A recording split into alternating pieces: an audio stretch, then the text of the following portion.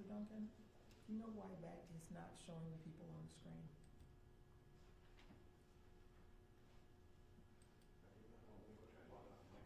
Okay.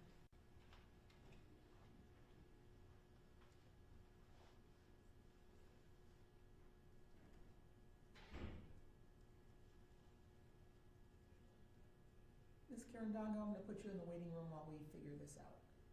Yes, Your Honor.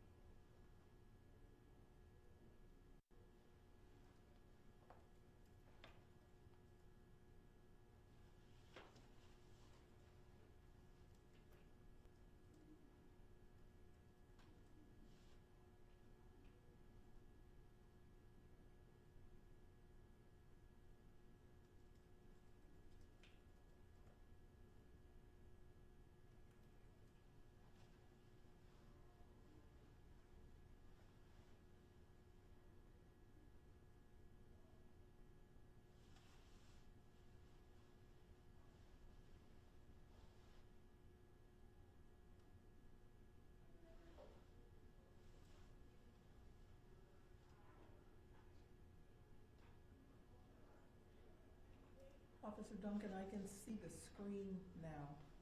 I'm going to try my camera.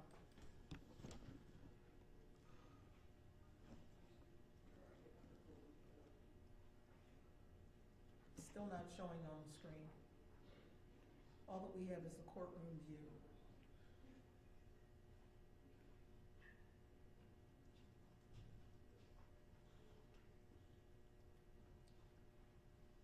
I think that will do it. And then can you make me a co-host?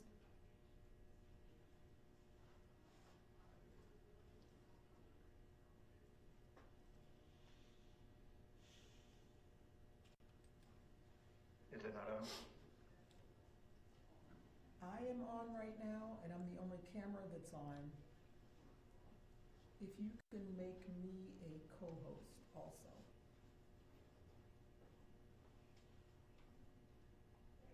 Okay, I'm going to bring the attorneys on. I think it's working. Okay.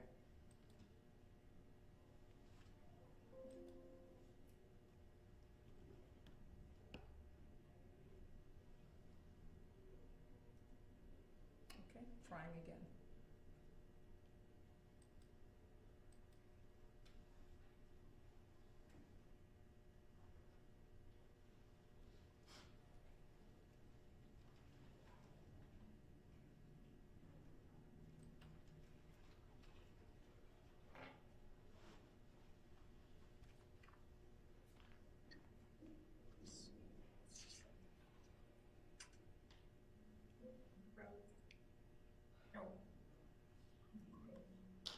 All right. Ms. Ferenczi, I believe we're ready.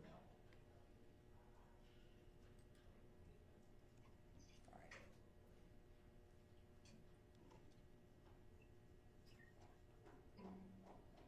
Calling People versus Kelli Bryant, case number 250216FY.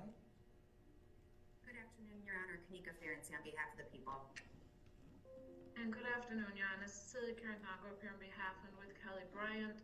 She is present from the Oakland County Jail on Zoom, and we have no objection to Zoom, Your Honor. Thank you. Ms. Bryant, would you state your name for the record, please? Kelli Bryant. Thank you. This is the time and date set that the court scheduled for defendant's motion to modify the bond and for a reasonable bond. Ms. Karen Dongo, you did submit a supplemental pleading, and just to clarify, it references a letter to the court. There was only one letter that you submitted, correct? Your Honor, this morning, so I obtained a letter from a community support that was sent in a separate email to the court, not into the court file. And then there was also a letter in regards to the medical condition that my client has that was set separate. So there should be one handwritten. Okay, perfect. Yeah. All right. Yep. Okay. Ms. Ferenczi, yep, there was just the one. Ms. Ferenczi, you received those as well? Yes, Your Honor. I received all those documents this morning. All right. At this point, the court is prepared to review the items that I had mentioned on the prior date, which were those things that I will address or attempt to address, the factors to determine which pretrial release option is appropriate and under what terms and conditions. I had indicated on the prior date, I'm looking at the defendant's, if any, prior criminal record, any record of appearance or non-appearance, any history of substance abuse, mental condition, the seriousness of the offense charged, the employment history, any financial history as it relates to ability to post bail, the availability of a responsible member or members of the community who would vouch for and monitor the defendant, any facts showing community ties, family relationships, also the length of residence, and any other factors bearing on the risk of appearance or danger to the public. Ms. Kirandongo, anything you wanted to add that the court did not already have at arraignment? Well, at arraignment, I think pretrial services verified Ms. Bryant's information, but quite frankly, I mean, many of the things that were put in the motion and the supplement that was added information. I think the court was somewhat concerned about being able to verify the information. I attempted to do that. In the supplement I submitted to the court, I listed all of those factors that the court just mentioned on the record, and listed, I guess what's favorable to my client and what's not, and also how that information was verified. So if the court would like me to, I can go through, those factors, again, as I had mentioned before, both at arraignment and I think also in the first written motion and then in my supplement. I think for Ms. Bryant, we all know the court can't deny bond, so I think everybody's agreeing with that. And then it comes down to whether, essentially a cash bond is appropriate at all, or if it should be a recognizance bond with some type of conditions. And I know the people, will argue that it should be a cash bond. My position is that the only time that the court could do a cash bond is if the court finds either that she's a flight risk or that she poses a danger to the community at large. If the court would like me to, I can go through all the factors that I mentioned and information. Let me interrupt you, Ms. Kirandongo, because one of the main things that was of concern at arraignment was the lack of a stable address for Ms. Bryant. That was one of the things that was the focus of the arraigning judge. That's correct, Your Honor. And Ms. Bryant has a stable residence. She had a stable residence before that, her arrest as well. Now, of course, there's additional concerns because of the publicity that this particular case has received. So Ms. Bryant would not, and I did provide also, I think prior to the last court hearing, the court with the address, and I indicated also who resides at that address for the court. I'm very concerned about putting any of that on the record, given, the kind of posture of this case, but that is with a family member who has also lifelong ties to the community. So Ms. Bryant does have a stable residence to go to. I have also spoken, to other family members, and I spoke to the person who provided a letter to the court, who is also a pillar of the community. Every one of them are willing to, to supervise and I shouldn't say, vouch, but make sure that Ms. Bryant gets to court. And I think, a tether could also assure all of that. The court would be aware 24/7 where Ms. Bryant is. So she was not transient. I know the previous judge made some statements that Ms. Bryant was transient. She was absolutely not transient.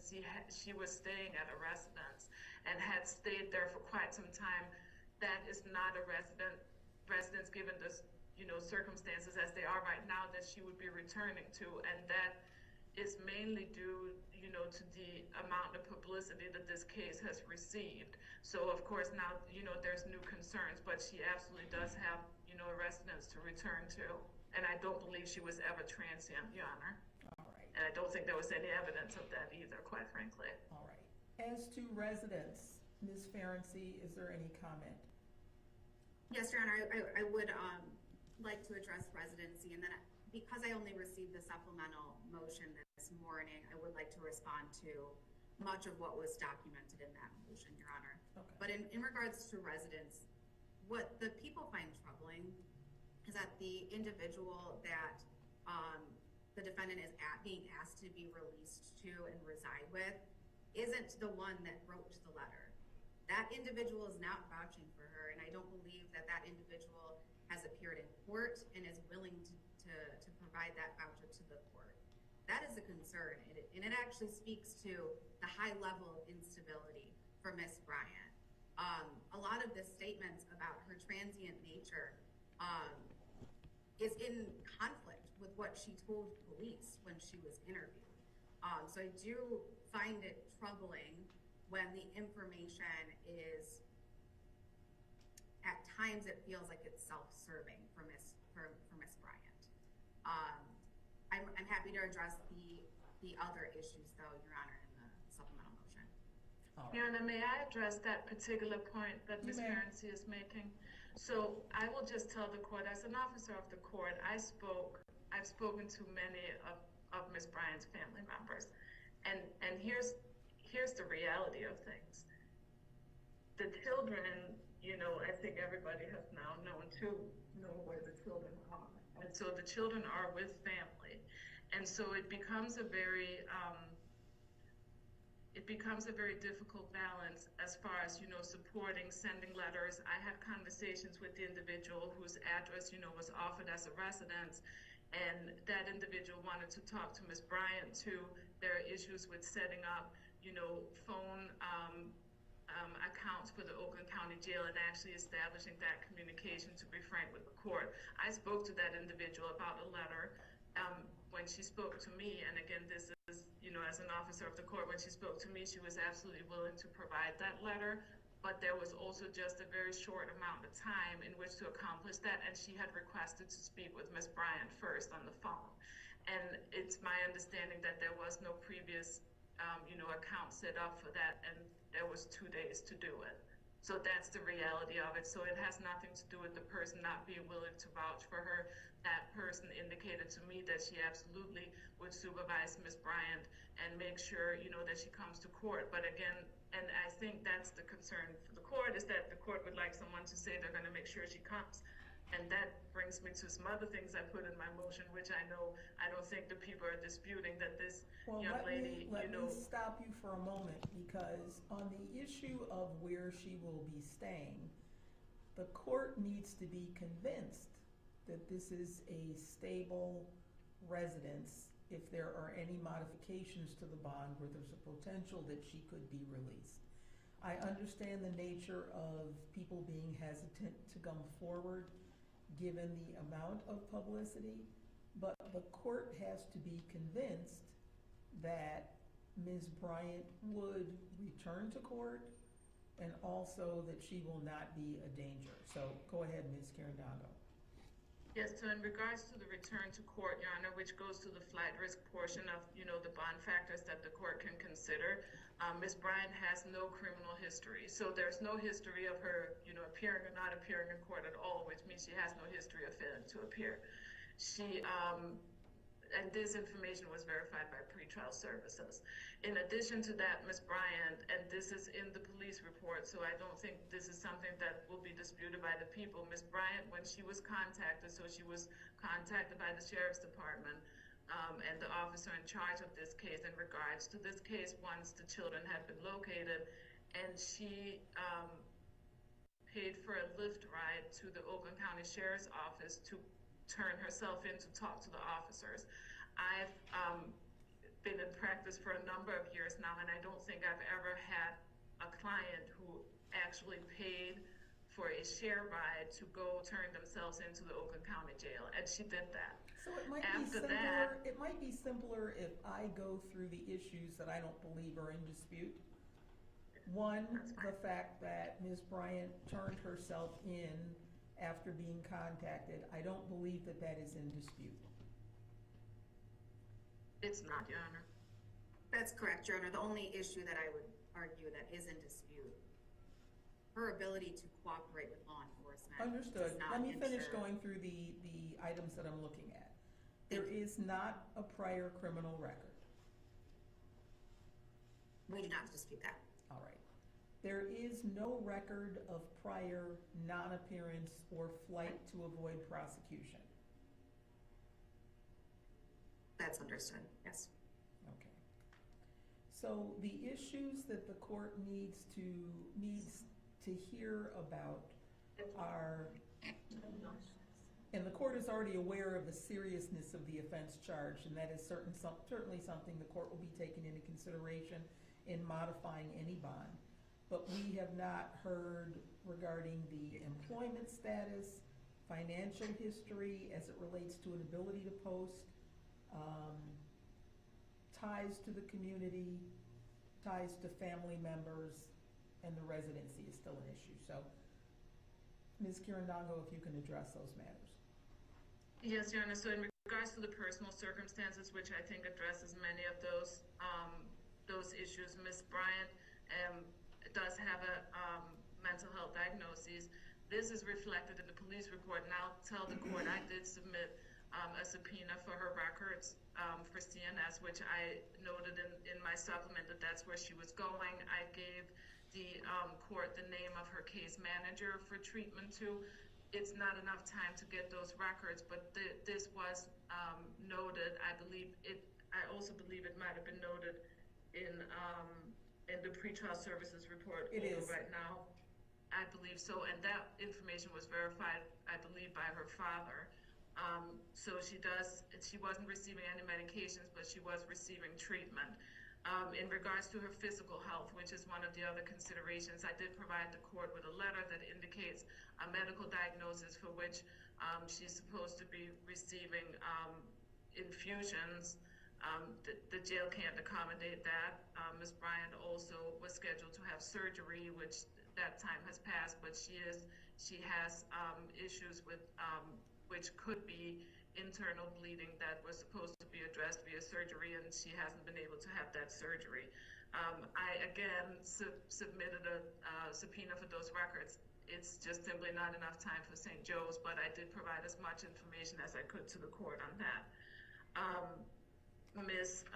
Bryant also, she is a lifelong resident of the city of Pontiac, which that was verified, I believe, by pretrial services. I also believe that the community support letter that I provided to the court indicates that that person is a resident of the city of Pontiac and has known Ms. Bryant since she was 14 years old. Also, her information in regards to being a Pontiac resident was verified by her father through pretrial services. I don't think there's a dispute that Ms. Bryant has lived in the city of Pontiac her whole life. She went to school in the city of Pontiac, and she's never left the city of Pontiac. So that indicates that she has strong ties to the community. I also believe that both the community support letter and also pretrial services, as well as information in the police report, indicate that she has family in the area. Her parents are here. I also indicated to the court that she has siblings in the city of Pontiac. She again has community support, which is not family, but longtime family friend who appears to be an upstanding member of the local community, who provided a letter to the court indicating that she was in support of Ms. Bryant. So she absolutely has community support. Again, it's a very difficult situation. So when I say community support, I want everybody to understand that that shouldn't mean that we should be worried about the children, because everybody has made the children a priority. So I just want the court to know that. But Ms. Bryant absolutely does have a lot of support in the community. In regards to substance abuse, there's no history of substance abuse for Ms. Bryant that I'm aware. It was not noted in any of the reports, and she has not indicated to me that she had a history of substance abuse or substance use, even marijuana or alcohol. So I don't think that is something that should be of concern to the court. But again, if it was, the court, she's not using any illegal substances. That's a pretty standard condition of bond. Ms. Bryant also submitted, in regards to income, pretrial services report did note her past history of employment. I noted in my supplement that she was also, prior to her incarceration, she was employed. She was paid through the state of Michigan. I could not obtain that information because it's confidential information, and it was something that was shared with me a few days ago. So I was not able to obtain verification, but Ms. Bryant did inform me of who the person at the state of Michigan that was responsible for her was, and she provided me with that name. Unfortunately, it's a very common name within the Department of Health and Human Services, so I was not able to obtain specific information. She does have a pay stub. It's at the residence she was at. I made contact with the person who resides there. They were trying to locate the paperwork for me, but they were not able to locate it as of yesterday evening at 9 p.m. But she was employed, taking home about $800 a month. So that was what she was making at the time she became incarcerated. That amount of money a month would still make her indigent, which she's already been found to be, which goes to her ability to post a monetary bond. Oakland County appointed her an attorney because she didn't have the funds to hire one. So I think, but she did have employment, which is also something that ties her to the community. I just think her employment would not be enough, to post a monetary bail. I don't believe there's any family members that have funds. Like I said, they're all caring for the children, and that's financially stressful too. Nobody has money to post bond for her. At this time, I don't believe. The employment history, what was disclosed to pretrial services, was verified. Again, it appears that her father verified that information for pretrial services. And some of the other employment that she had was also, verified through the family court case. There was discussions about that. I'm not entirely sure if Ms. Ferenczi was on there when that took place, but it is also information that's been provided to the Department of Health and Human Services.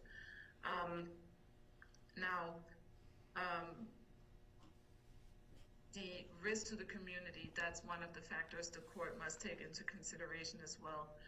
And again, the chance of her reappearing, I wanted to just address that briefly. The court could address that by placing her in a steel cuff tether that she can't remove from her leg. The court would be aware at all times where she is. If she failed to appear, the tether would indicate where she is. But again, Ms. Bryant turned herself in and actually was inquiring, and I think the people would agree as to the charges she was facing. She knew she was potentially facing serious charges. She's aware. I've met with her probably 10 times at this point. She knows what she's facing.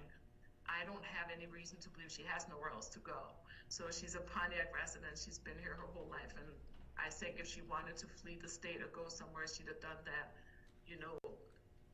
already, I think, because she was, again, not apprehended. So I'm going to allow the prosecutor to respond to what you have said so far, but sorry. I will change a couple of things or modify. You indicated that pretrial services had verified her employment. That's not what the report reflects. It reflects that the defendant reported she had been unemployed since August of 2024. No sources of, no sources of income were reported. Prior to that, she indicated where she had been working for about a month. So I realize that you are saying you have not had an opportunity to get all of that confirmation, but that you have been seeking it. Ms. Ferenczi? Thank you, Your Honor. Your Honor, as the court has already noted, the allegations and charges in this case are very serious. Defendant, as the court is well aware, is being charged with 3 counts of child abuse, first degree, and there is a very high likelihood of conviction. The people are happy to provide any facts or evidence if the court would like to hear it, and the initial guidelines call for significant jail time.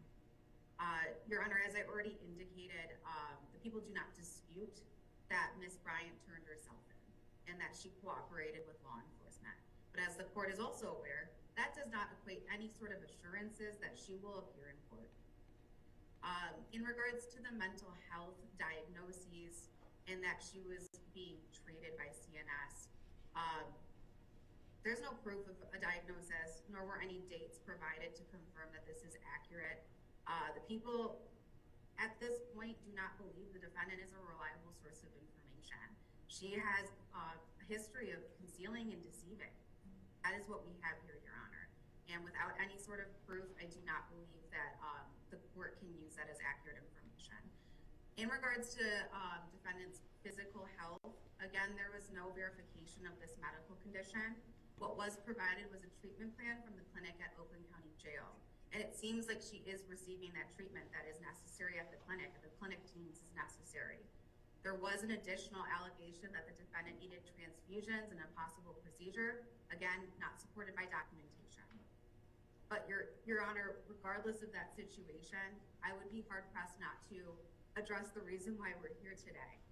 The reason we're here today is because defendant did not provide her own children, the victims here, with basic medical care, basic needs for years. And this irony of her condition right now is not lost on me. And it seems like she can and is being treated appropriately at the clinic at the county jail. Your Honor, in regards to Ms. Bryant's employment history, again, no proof was provided about her employment status.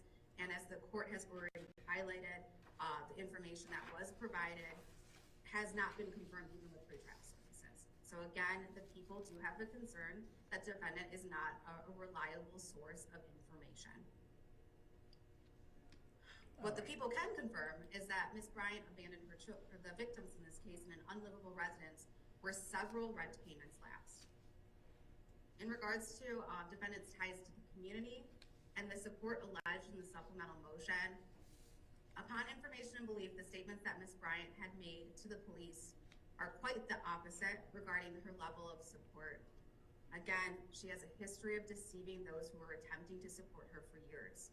And it is difficult for me to imagine that all of her beliefs about her alleged support systems have completely changed within 2 weeks of her being in custody. And honestly, it does feel self-serving, Your Honor. The letter that was provided to strengthen her community support argument was not, again, as the court has already heard, was not from the individual who she is requesting to be released to and reside with. That individual in the letter wants to remain anonymous. How is that considered a voucher or a support for the defendant? In the letter, the individual does not make any statements about how they intend to assist the defendant if she were released, and when the last time they even spoke. That individual also admits that the defendant lied about the victim's whereabouts. They also stated the defendant knew that this individual was there if she needed help, but defendant never reached out. This is all very troubling to the people, and it is telling about the serious instability of defendant's support and her willingness to rely on that support. No one is willing to vouch for the defendant. Your Honor, in regards to defendant's potential flight risk, the people do believe the defendant is a potential flight risk with the level of local and national attention and her lack of community ties and stable housing.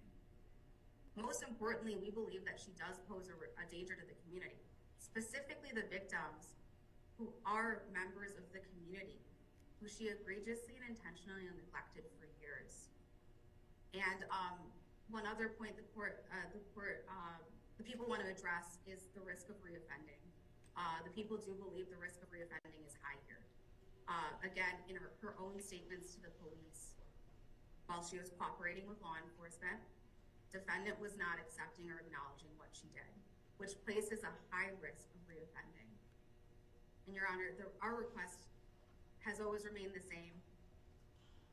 We are requesting a high cash bail, no cash surety, no 10% provision, Your Honor.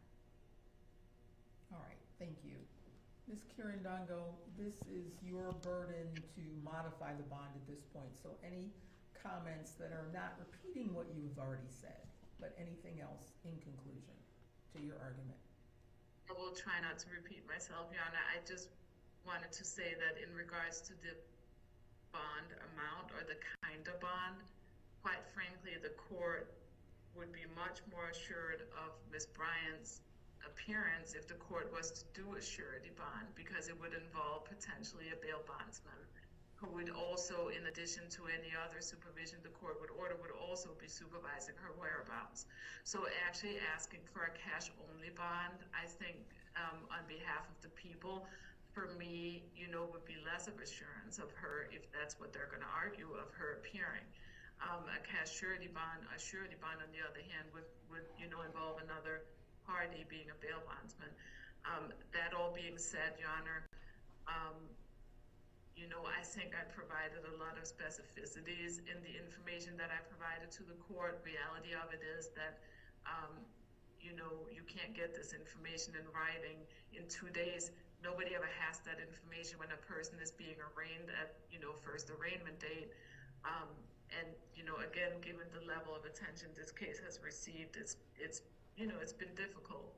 The person signed their name to the letter, so the court knows who this person is. And I think everybody can appreciate, given the level of attention this case has received, why people don't want to show up on the screen here with all the cameras and the news. And, I don't think that that's anything that would be abnormal. That being said, I think if the court was to follow the bond statute, again, Ms. Bryant's bond, I don't believe should be a cash bond. It should be a recognizance bond with conditions, which as I indicated, could include a steel cuff tether, pretrial supervision, mental health treatment, drug screens.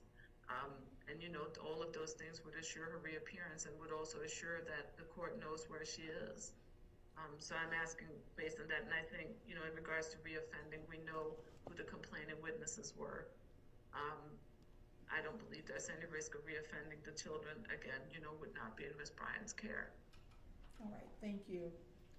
At this point, the court did set this for a separate hearing in order to review whether there should be a modification of the bond. And as I indicated, the party seeking the modification had the burden of going forward with this. So the real question for the court is there a substantial reason to modify the original bond as set? Now, the purpose of the bond and pretrial release conditions are to ensure the defendant's return to court and also the protection of the public and alleged victims in the case. The purpose of the bond is certainly not to punish. Even though this is an extremely high impact case, there is much interest in the outcome of this case and in the bond. But the law is very clear that with certain exceptions, a criminal defendant is entitled as a matter of constitutional right to have a reasonable bond or bail established for pretrial release. Cash bond is permissible if the defendant's appearance or the protection of the public cannot otherwise be assured.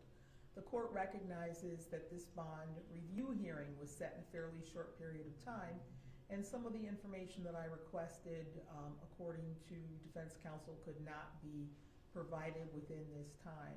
I'll also note that the principal charges in this case are felonies, but not strictly assaulted crimes under the court rule. So, at this point, I have reviewed all of the factors that the court is to take into consideration in determining the proper bail. The court has also reviewed the pretrial services report, and in that report, there was still a question as to the residence. However, for purposes of going forward, we will use the address that is listed on the complaint and also in the pretrial services report. In terms of the mental health concerns, the court will address that as a condition of bond. I am still not satisfied that the court can at this point say that there is a guarantee of a return to court. The defendant has not been a flight risk in the past. However, the potential penalty in this case is quite high given the nature of the charge. The protection of the public and the victims is also a concern, and I do share some of the concerns that were mentioned by the arraigning judge in terms of the defendant's potential to reach out to the alleged victims, the children in the case, to try to influence any testimony, and I'm going to deal with that issue. So, I realize that there may be a need to do further review of the bond, but I do find that the court has an obligation to set a reasonable bond, and the current bond amounts to a denial of bond. So what I'm going to do is modify based on the information that we have that is verified. So I'm going to modify the bond in this case. I'm still requiring a cash bond for purposes of ensuring that the defendant returns to court to give further support to protection of the public and to prevent reoffending. But I'm going to reduce the bond to a $50,000 cash bond at this point with the following conditions. The defendant will be on pretrial services supervision. There's to be no alcohol or illegal drug use, no possession of a weapon, no assaultive conduct of any sort while this case is pending, no contact with any child under the age of 18, absolutely no contact with the alleged victims in this case. That means no contact at all, including no personal contact, phone calls, text messages, no reaching out to parties who have control of those children right now, no contact with them whatsoever. I am going to impose a home confinement electronic monitoring device. The defendant may not leave home except for medical emergencies, court appearances, court-ordered testing. And if employment can be verified, it is not verified at this point, then seeking and maintaining employment. But at this point, that has not been verified. So I don't want there to be any confusion in indicating that the defendant can go to and from work. We need verification first. Any other travel will require permission of the court. No return to the address of the alleged incident. No return to the address of the alleged victim. Any changes of address would have to be provided to the court within 24 hours.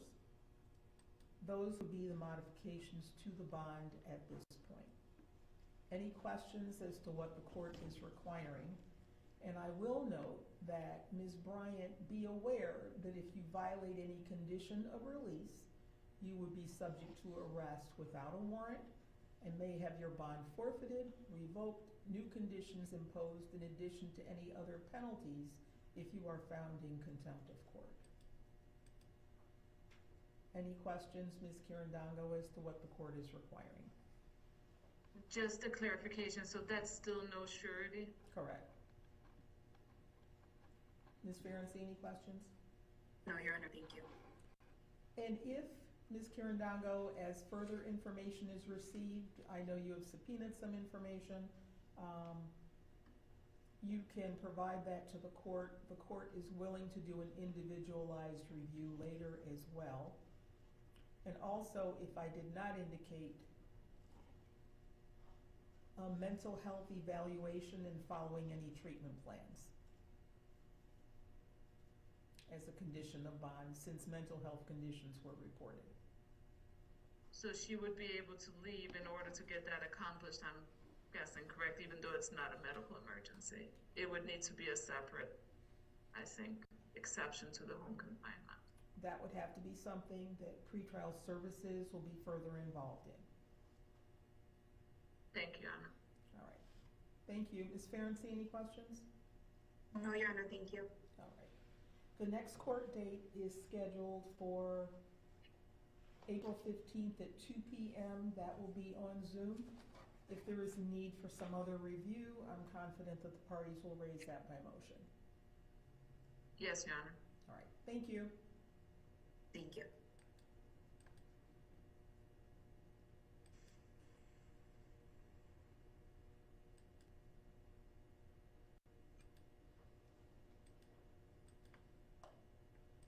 Recording stopped.